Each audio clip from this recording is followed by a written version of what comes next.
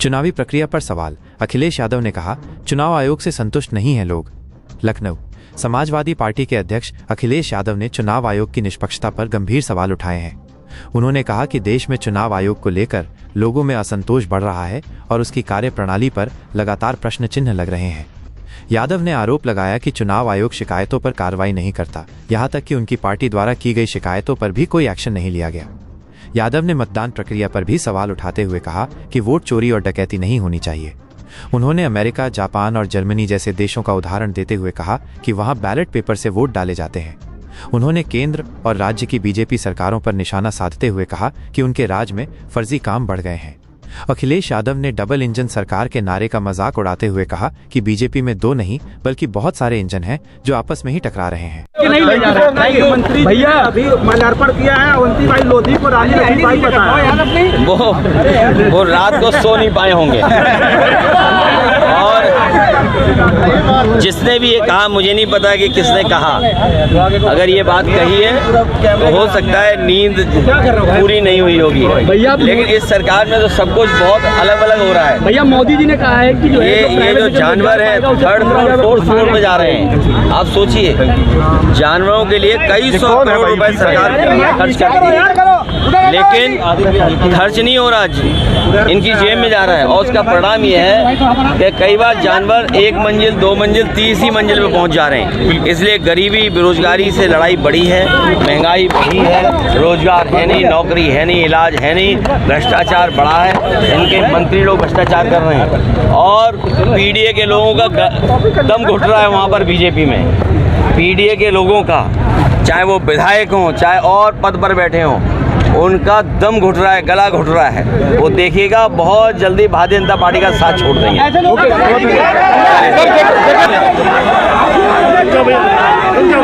रोज की एक्सरसाइज हो रही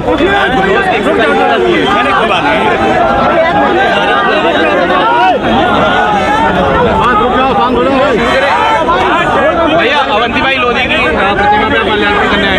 वीरांगना अवंतीबाई, उनको याद करने सब लोग यहाँ पर मौजूद हैं और हर वर्ष की तरह उनके सम्मान में हम सब लोग यहाँ पर इकट्ठे होते हैं। वीरांगना अवंतीबाई, उनका योगदान 1857 की आज़ादी की लड़ाई में बहुत बड़ा योगदान रहा। वीरांगना अवंतीबाई और उस समय 1857 की लड़ाई अगर भारत जीत जाता और आज़ाद हो जाता तो आज भारत की तस्वीर कुछ और। कल ही 15 अगस्त हम लोगों ने मनाया और आज वीरांगना अवंतीबाई को हम लोग याद कर रहे हैं, उनके योगदान को याद कर रहे हैं। उनसे लाखों लाख लोग हमेशा प्रेरणा लेते रहेंगे। आज़ादी की लड़ाई, स्वतंत्रता की लड़ाई और देश को और समाज को आगे बढ़ाने का संघर्ष हमेशा करते रहना चाहिए और जारी हमेशा रहेगा। हरियाणा में सरपंच चुनाव था, वहाँ पे शिकायत की गई अवंतीबाई प्रतिमा जी की झंडे भी हटाए गए पार्टी के। वीरांगना अवंतीबाई लोधी का सम्मान सभी को करना चाहिए और सरकार के लोगों को विशेष इसलिए करना चाहिए कि संसाधन उन्हीं पर है।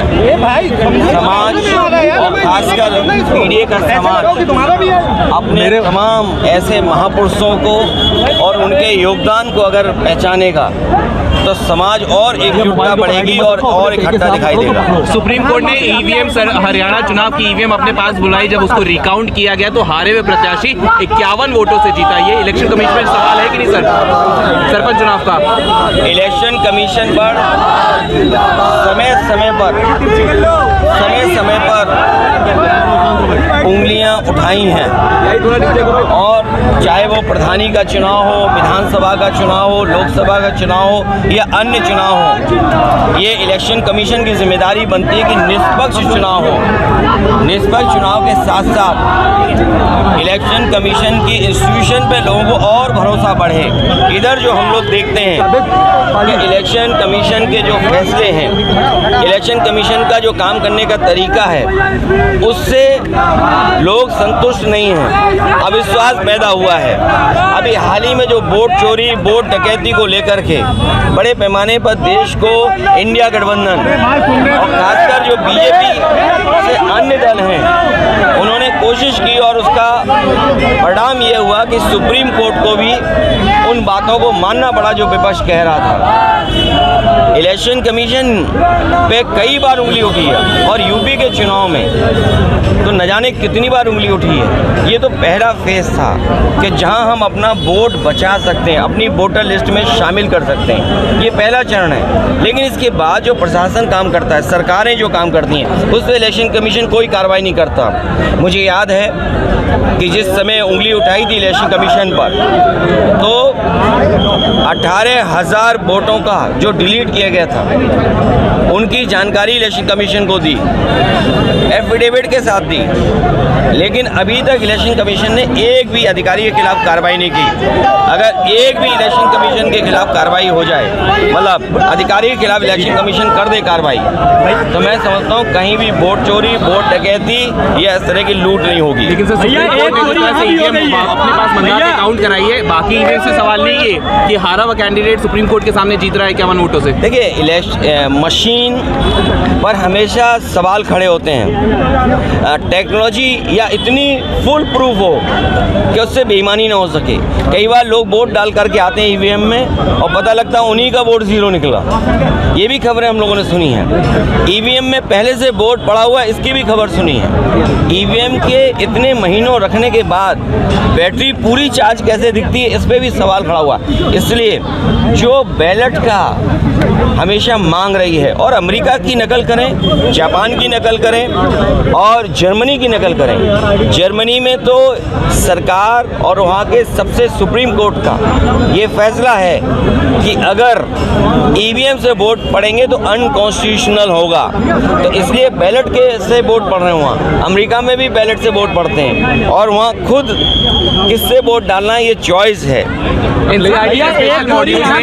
माउंटबेटन और कांग्रेस को पार्टीशन का जिम्मेदार ठहराया गया। एनसीईआरटी ने स्पेशल मॉड्यूल रिलीज किया था। देखिए, जब से भारतीय जनता पार्टी आई है सबसे ज़्यादा फर्जी काम बढ़ गए। जब से भारतीय जनता पार्टी आई है फर्जी काम बढ़ गए।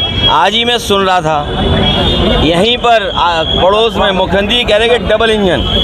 अब इनके इंजन गिनो, मेयर एक इंजन, सांसद दूसरा इंजन, सांसद जी मंत्री हैं तो उनका भी एक इंजन छोटा सा, और प्रधानमंत्री वो इंजन, मुख्यमंत्री वो इंजन, डिप्टी सीएम वो इंजन, डिप्टी सीएम और एक और, तो इतने इंजन हैं। बताओ, इतने इंजन और क्या कह रहे हैं कि डबल इंजन की सरकार। सच्चाई ये है कि न जाने कितने इंजन हैं, न जाने कितने इंजन हैं जो एक दूसरे को अब टक्कर मार रहे हैं। तो जब से भारतीय जनता पार्टी आई है फर्जी काम बहुत बढ़ गया है।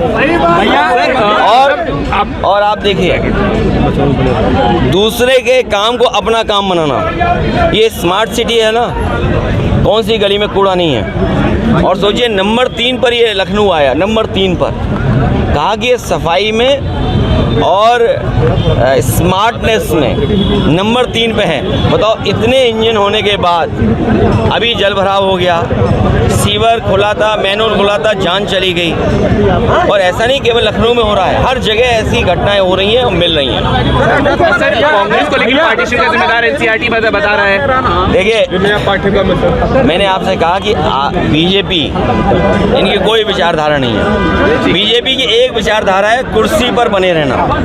और आपको मैंने कल भी कहा, फिर कहता हूँ, बात को फिर दोहराता हूँ, आप सब जानते हो।